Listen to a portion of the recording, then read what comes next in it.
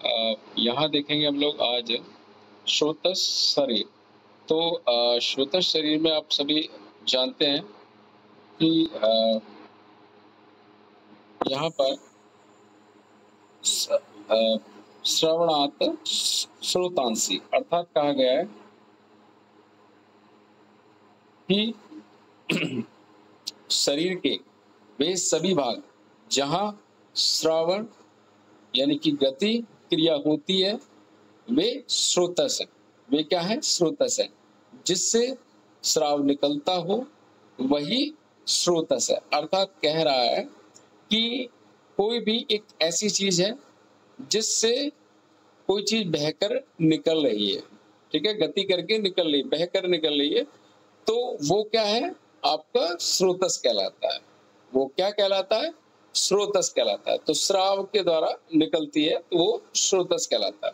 कहा जाता है प्रैक्टिकली वैसे कि स्रोत शब्द का अर्थ होता है एक मिट्टी के जो घड़ा होता है, उदाहरण में समझाया जा सकता है कि जिस प्रकार घड़े के अंदर से पानी रिस कर बाहर निकल आता है, उसी प्रकार हमारे शरीर में सेल के अंदर जो भी पदार्थ भरा हुआ रहता है वो श्रावण के द्वारा बाहर निकल आता है।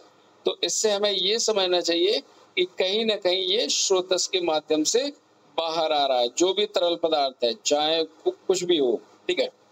फिर कहा जाता है कि जिस प्रकार अंगुली में सुई द्वारा या सुई के चुभने से रक्त बाहर निकल आता है, क्योंकि रक्त असंख्य छोटे छोटे छिद्र में बटा हुआ रहता है, ना कि एक नदी की तरह बहता है जैसे कि श्राव के अंदर बहता रहता है, ठीक है। तो उसी तरीके से वो कह रहा है कि देखो आप लोग जब कभी भी निडल के द्वारा अपनी उंगली में थोड़ा सा पंचरिंग करोगे तो उसके बाद क्या होगा? ऐसा लगेगा जैसे मतलब कि बहुत छोटे छोटे छिद्रों के द्वारा ये जो रक्त है वो बाहर निकलने लगता है। क्या निकलेगा? बाहर। तो ये जो छिद्र ही है ये क्या है? ये स्रोतस हो जाते हैं, ये स्रोतस हो जाते हैं, ठीक है। तो जिनके द्वारा ये बाहर निकलने लगता है। नेक्स्ट हम लोग देखेंगे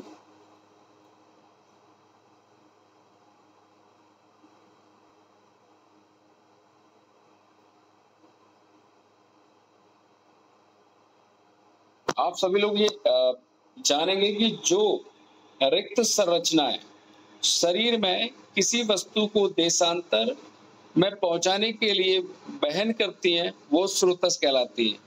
अर्थात कुछ ऐसे स्ट्रक्चर हैं हमारे शरीर में जो कि लिक्विड वाले जितनी भी चीजें उनको बहाकर जहाँ कहीं ले जाना है वो ले जाते हैं, उन्हें ही हम क्या कहते हैं? स्रोतस कहते हैं। अब उसमें आप ये मत समझना कि ये इक्का दुक्का चीजें आती हैं, ऐसा नहीं, उसमें बहुत सारी चीजें आ जाती हैं। तो स्रोतस बहुत ही मेरे ख्याल से आप उन्हें खुली हुई आंखों से भी देख सकते हो और कभी-कभी नग्न आंखों से भी नहीं देख सकते हो। अर्थात हमें स्रोतस देखने के लिए कभी-कभी सूक्ष्मदर्शी की भी जरूरत पड़ती है। तो देखो यहाँ पर बताया गया है कि यावंत पुरुषो मूर्तिमंतो भाव विशेषा तावंत एव अस्मिन् स्रोतसाम प्रकार विशेषा। अर्थात चरक शरीर में कहा गया है कि पुरुष में जितने भी मूर्तिमान वाले भाव विशेष उपस्थित हैं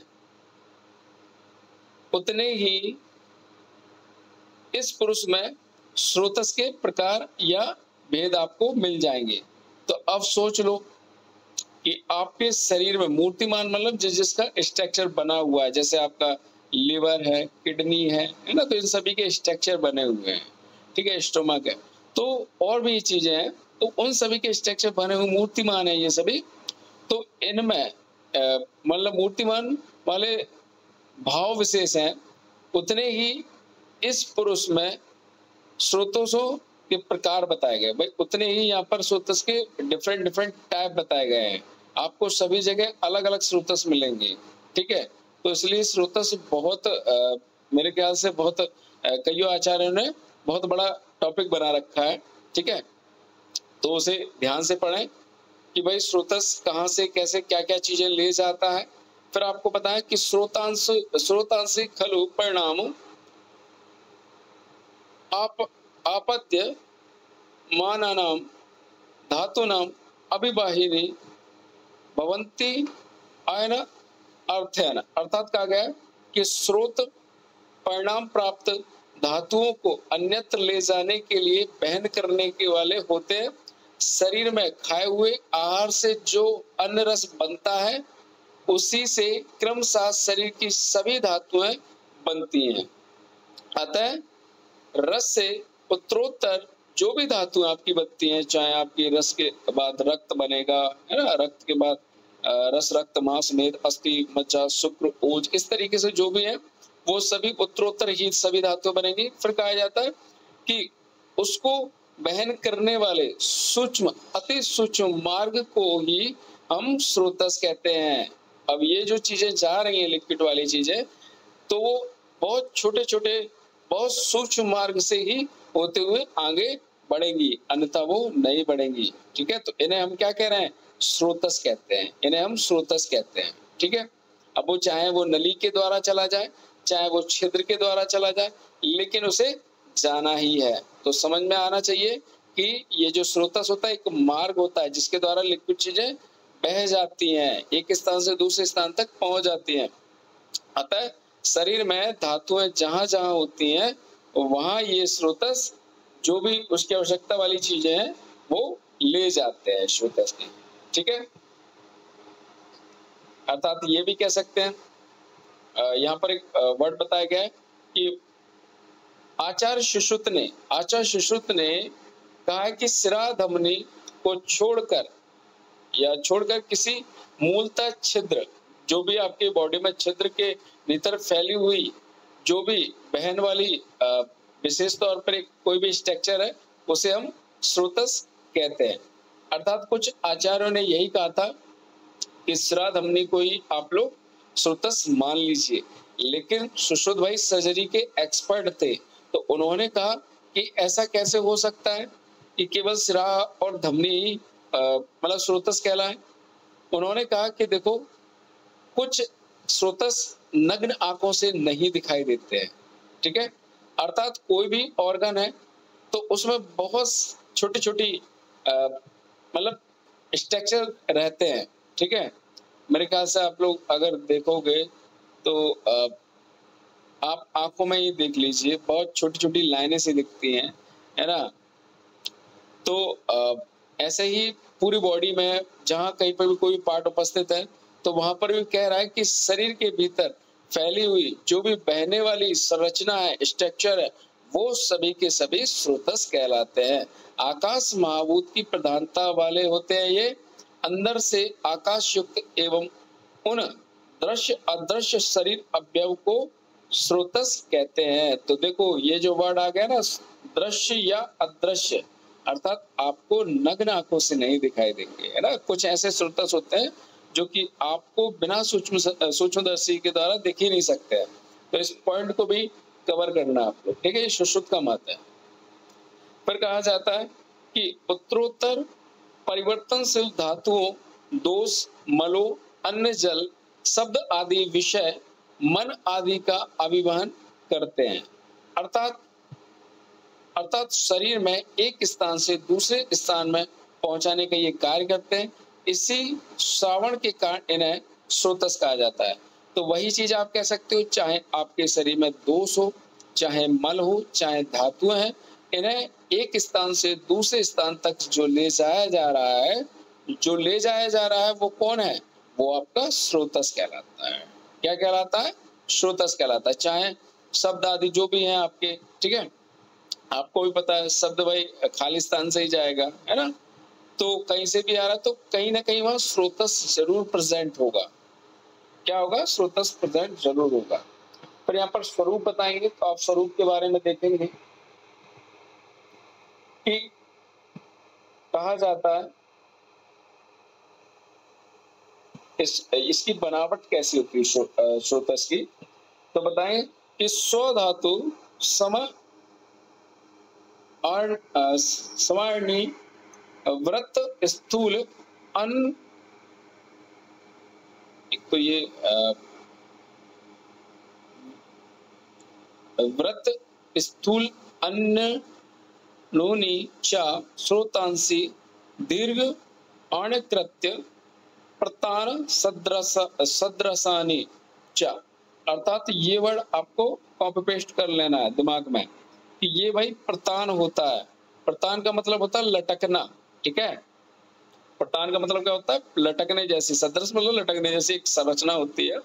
जैसे आप लोगों ने रस्सी देखी होगी, तो उसी प्रकार से यहाँ पर बता रहे हैं कि देखो व्रत है, स्थूल है, व्रत मतलब गोलाकार, कि तो जिस धातु के जो स्रोतस होते हैं वे उस धातु के समान वर्ण वाले होंगे, गोल होंगे, मोटे होंगे यानी बड़े होंगे और सूक्ष्म होंगे।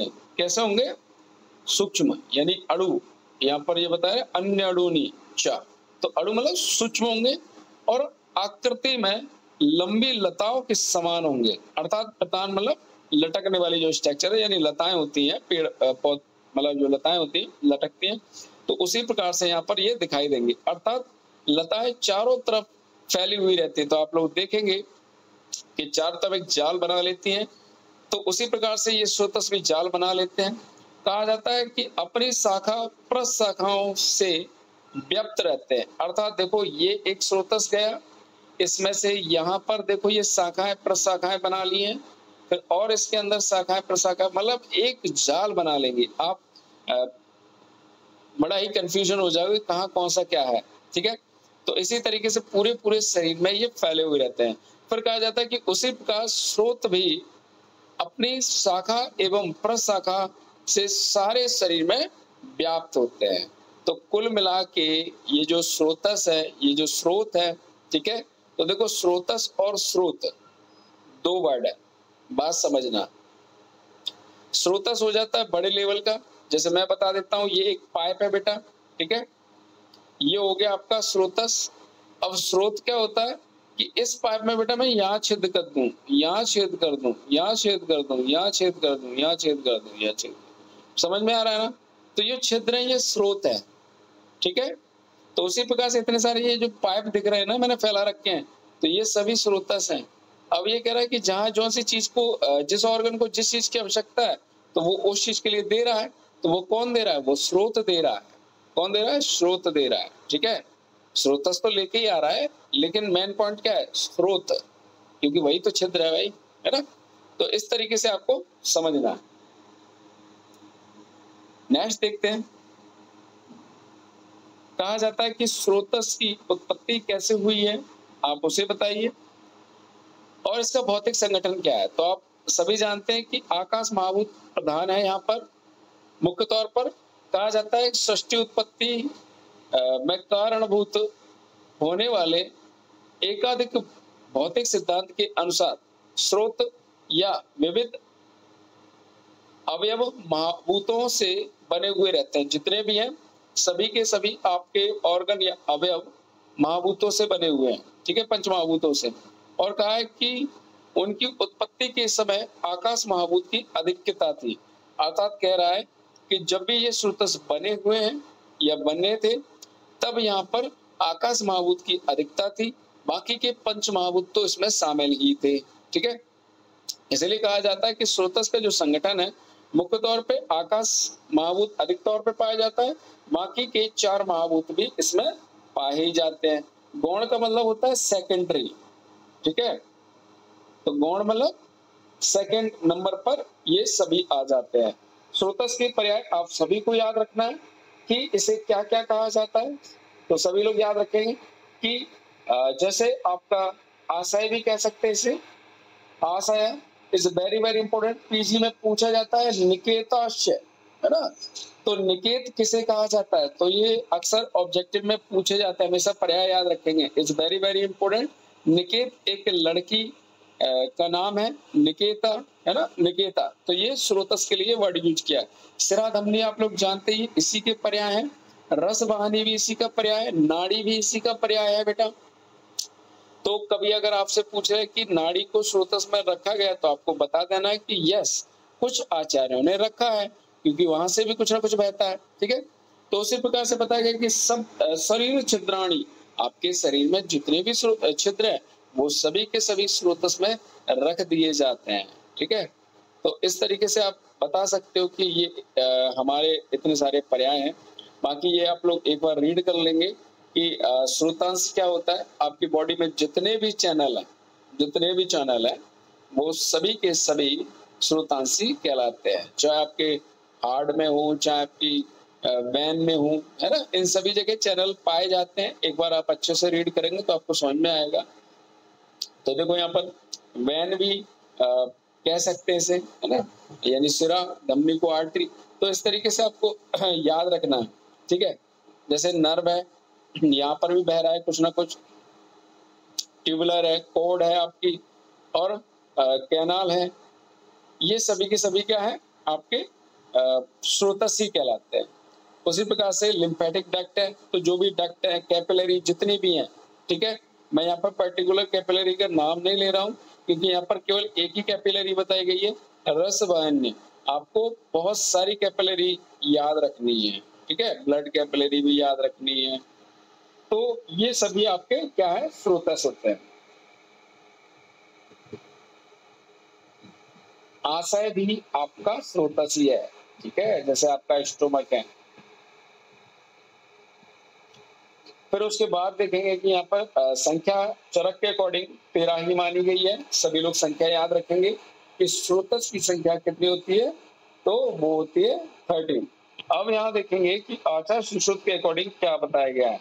आचार्य सुश्रुत कहते हैं कि स्रोतसों की संख्या देखा जाए तो मैं युग्म में बताऊंगा, है ना। युग्म मतलब होता है जोड़ा, क्या होता है, जोड़ा। तो 11 × 2, तो ये कह रहा है कि 2 जोड़े बताए गए हैं, है ना। तो हमेशा सुश्रुत के अकॉर्डिंग युग्म में ही पूछा जाता है। सुश्रुत के अकॉर्डिंग ये देखो योगवाही स्रोतस, है ना। तो यहाँ पर प्रत्येक 2-2 स्रोतस होते हैं। तो आपको पता है कि आपकी नाक में देखो 2 ही स्रोतस दिखाई दे रहा है, ठीक है। कान में देखो 2 ही स्रोतस दिखाई दे रहा है, आंखों में देखो 2 ही स्रोतस दिखाई दे रहे हैं। तो कुल मिला के आप इस तरीके से जोड़ा बनाओगे तो टोटल आपके पास 22 स्रोतस मिल जाएंगे। कितने मिल जाएंगे, 22 स्रोतस। अगर यहाँ पे पूछा जाए सुश्रुत के द्वारा, कंफ्यूजन करने वाले ऑब्जेक्टिव आते हैं कि सुश्रुत के द्वारा कितने स्रोतस माने गए हैं। एक ऑप्शन में होगा 11 युग्म या योग, तो आपको 11 योग या 11 युग्म ही टिक करना है, वहां पर संख्या 22 ऑप्शन में नहीं होगा। तो इस चीज को भी याद रखना।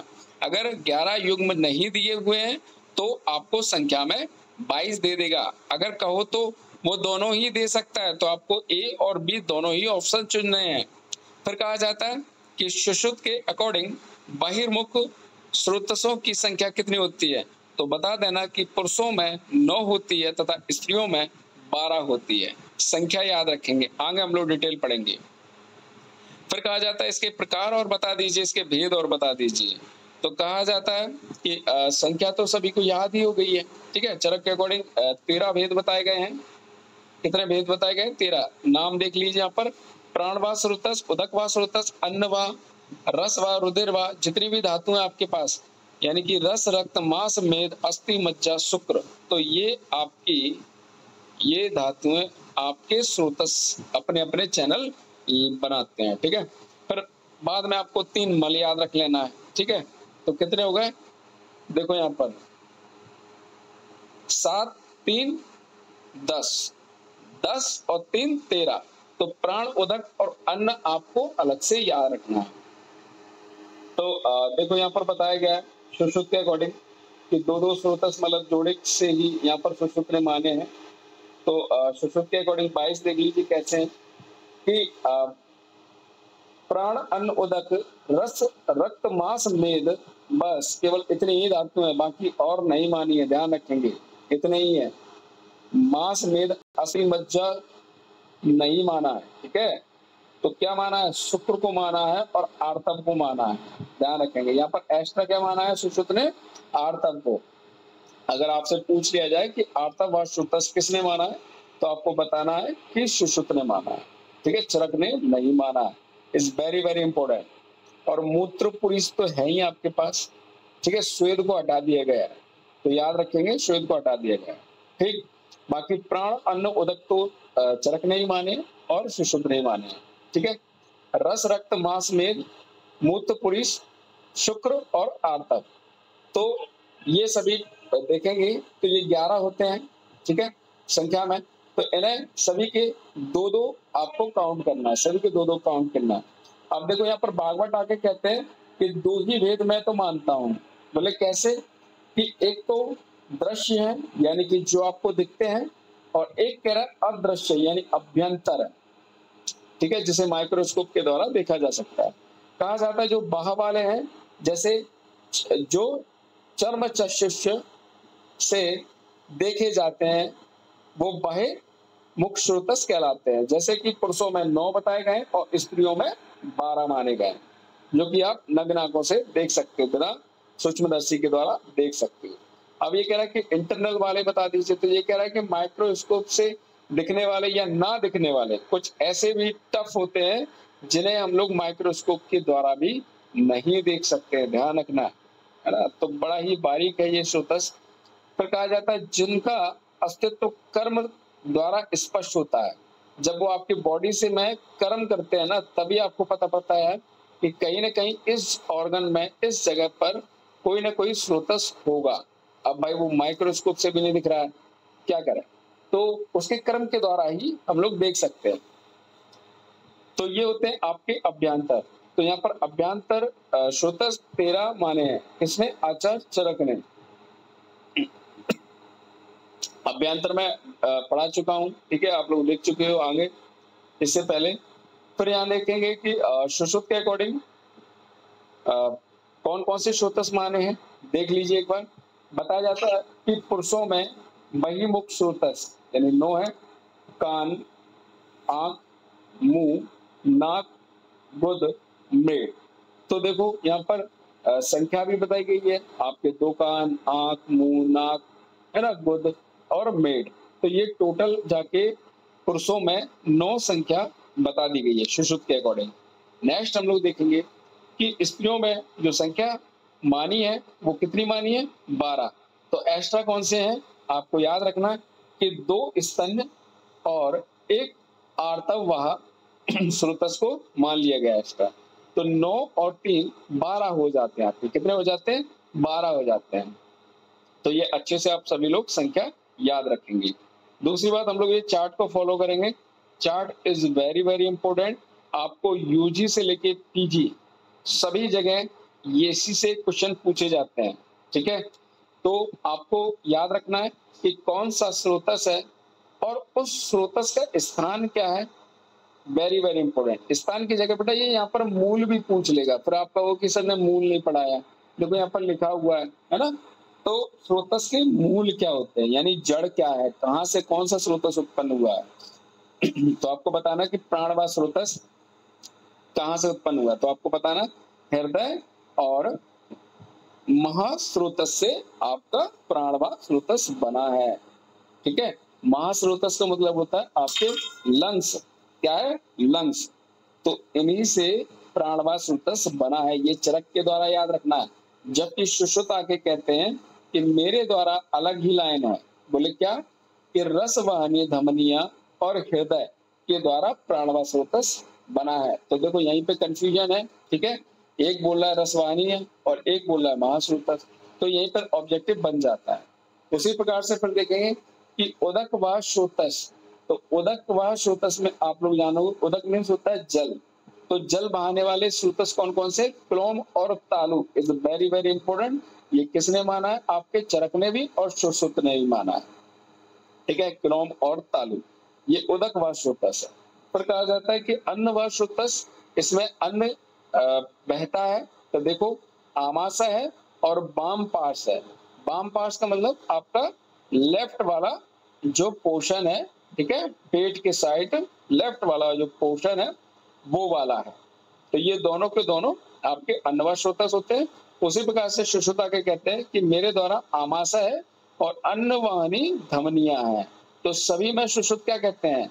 जहां कोई भी कुछ भी मिले बस यही बोल देते हैं, उसका नाम, स्रोतस का नाम आगे से चुरा लेते हैं और पीछे से वाहिनी धमनियां लगा देते हैं। देखो सभी जगह जैसे रसवा स्रोतस है तो रस वाहिनी धमनियां, रक्त है तो रक्त वाहिनी धमनियां, ठीक है। तो जो स्रोतस है उसके नाम के पीछे आपको वाहिनी धमनी लगा देना है, ठीक है।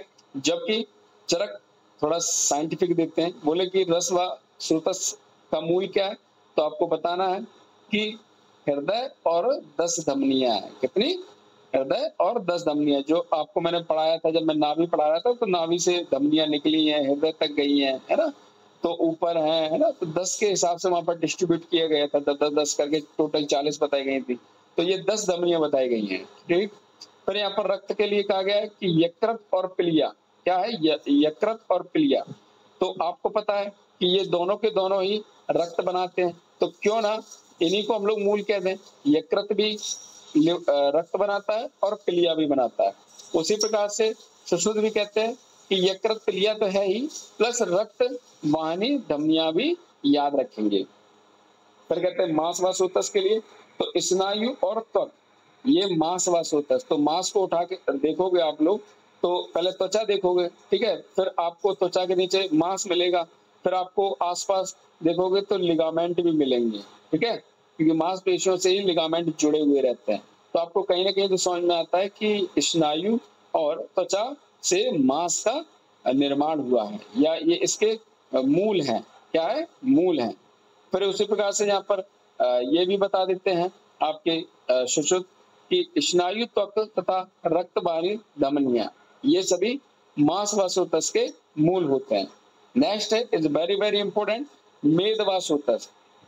पता नहीं, मुझसे कोई पूछ रहा था मेद क्या है, तो आप लोग मेद को फैट मान के चलेंगे।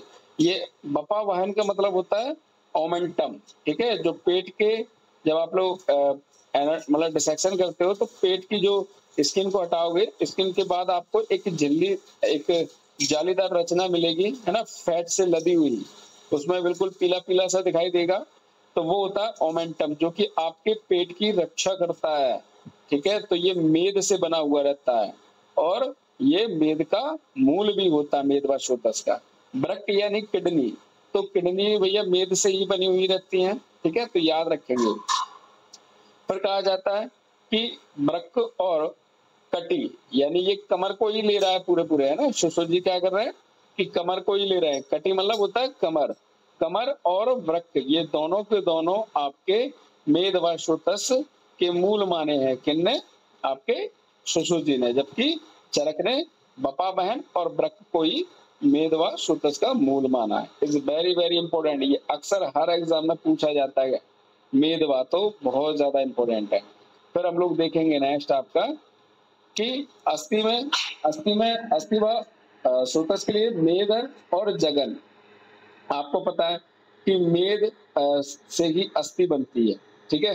रस रक्त मांस मेद अस्थि, तो क्यों ना ये मूल होगा, डेफिनेटली मूल होगा भाई, ये है ना, अस्थि व स्रोतस का मूल होगा, क्योंकि रस रक्त मांस मेद के बाद अस्थि बन रही है ना, तो मेद के द्वारा अस्थि बन रही है, यानी ये मूल है। जगन मतलब होता है जंगा, है ना, तो जो आपका जगन वाला जो प्रदेश है, तो उसकी हड्डी सबसे ज्यादा मजबूत और सबसे ज्यादा बड़ी होती है, तो इसलिए कह दिया ये भी मूल होता है ना, ये भी मूल होता है, ध्यान रखेंगे। जबकि सुश्रुत ने माना ही नहीं, है ना। फिर मज्जा में देखेंगे तो आपको पता है रस रक्त मांस मेद, मेद अस्थि और मज्जा, तो भाई अस्थि से मज्जा बन रहा है चरक के अकॉर्डिंग, तो क्यों ना इसको हम मूल कह दें मज्जा का, ठीक है। अस्थि और संधि दोनों ही मज्जा का मूल माना गया है। शुक्र व स्रोतस में सभी लोग जानते हैं कि वृषण और सेफ यानी कि मूत्र इंद्रिय, ये हमारे चरक ने माना है। तो जो एक सामान्य लोगों की सोच रहती है ना, तो उसी प्रकार से यहाँ पर चरक ने बोल दिया कि शुक्र व स्रोतस में वृषण यानी टेस्टिस और सेफ दोनों ही याद रखना है। जबकि सुश्रुत ने यहाँ पर अलग ही माना है। तो ये भी बहुत ज्यादा फेवरेट क्वेश्चन होता है, बच्चों के दिमाग में रहता है। शुक्र व स्रोतस में मूत्र इंद्रिय तो कॉमनली ही होगा, लेकिन यहाँ पर सुश्रुत ने नहीं माना है, ध्यान रखेंगे। शुक्र व स्रोतस में स्तन आते हैं तथा वृषण आते हैं, ठीक है। सुश्रुत के अकॉर्डिंग सेफ नहीं है, ठीक है। पर देखेंगे यहाँ पर कि मूत्र व स्रोतस, मूत्र व स्रोतस में सभी लोग जानते हैं कि मूत्र इंद्रिय तो होगी, लेकिन चल यहाँ पर गेम खेल गए हैं, इन्होंने बोल दिया बस्ती है यानी कि यूरिनरी ब्लैडर है, और वंक्षण जो आपका इंग्वाइनल वाला जितना भी रीजन है वो पूरा का पूरा मूत्र व स्रोतस में आ जाता है। अर्थात गलती से भी आप लोग किडनी इडनी मत लगा देना, है ना ही आप मूत्र इंद्रिय लगा देना। मुझे पता है आप लोगों के दिमाग में यही चलता है, कि मूत्र व स्रोतस मतलब जहां से मूत्र निकल रहा है वो मूत्र व स्रोतस है, आप तुरंत मूत्र इंद्री लगा दोगे। ठीक है, तो ऐसा गलती कभी मत करना। याद रखना कि वस्ती तथा वंक्षण ये दोनों के दोनों चरकने माने हैं। हाँ, यहाँ पर सुश्रुत ने सही बताया है। देखो, बस्ती और मेढ्र यानी कि यहाँ पर मूत्र इंद्री को सुश्रुत ने माना है, तो इसलिए ये चार्ट दिया जाता है ताकि भाई आप लोग ऑब्जेक्टिव अच्छे से लगा सकें। ठीक है, कंफ्यूजन रहता है, एक दो बार पढ़ोगे लिखोगे अपने आप याद हो जाएगा। ठीक है, तो याद रख लो ऐसे करके कि मेटर ही दोनों में याद रख लो, चाहे सेफ दोनों में याद रख लो कि चरक ने सेफ जो माना है वो शुक्र के लिए माना है, जबकि सुश्रुत ने जो सेफ है वो भाई मूत्र व स्रोतस के लिए माना है। एक पॉइंट अलग से लिख लो बस। फिर यहाँ पर देखो पुरीस व स्रोतस के लिए कि पक्वाशय और स्थूल गुदा, ध्यान रखेंगे गुदा के दो भाग होते हैं, एक सूक्ष्म भाग होता है और एक स्थूल भाग होता है। ठीक है, तो पुरीस जहां से निकलता है भाई उसके लिए कह रहा है पक्वाशय यानी बड़ी आंत है और स्थूल गुदा। उसी प्रकार से यहाँ पर सुश्रुत भी कहते हैं पक्वाशय और गुदा। ठीक है, तो ये पुरीस व स्रोतस के लिए कहा गया। श्वेत व स्रोतस के लिए कह रहा है कि मेद तथा लोमकूप, लोमकूप का मतलब होता है आपके शरीर में जितने भी रोम है इन्हीं के द्वारा तो पसीना आता है, तो ये श्वेत व स्रोतस कहलाते हैं। मेद मतलब जितना ज्यादा मोटा व्यक्ति होगा उसमें उतने ज्यादा ये श्वेत व स्रोतस पाए जाते हैं। तो देखा होगा मोटे व्यक्ति में बहुत ज्यादा पसीने की बदबू आती है। तो मेद तथा लोमकूप, मेद से ही बेटा पसीना बनता है ना। आप लोग जब पढ़ोगे ना धातुओं में तो वहां देखोगे कि मेद के द्वारा श्वेत बनता है। और यहाँ पर सुश्रुत ने माना ही नहीं श्वेत, आर्तव को चरक ने नहीं माना, आर्तव व स्रोतस को। तो ये कह रहा है कि गर्भाशय और आर्तवाही धमनियां। ठीक है, तो आर्तवाह धमनियां और गर्भाशय के द्वारा ये मूल होते हैं किसके, आर्तवाह स्रोतस के मूल हैं। इतना सभी को मेरे ख्याल से क्लियर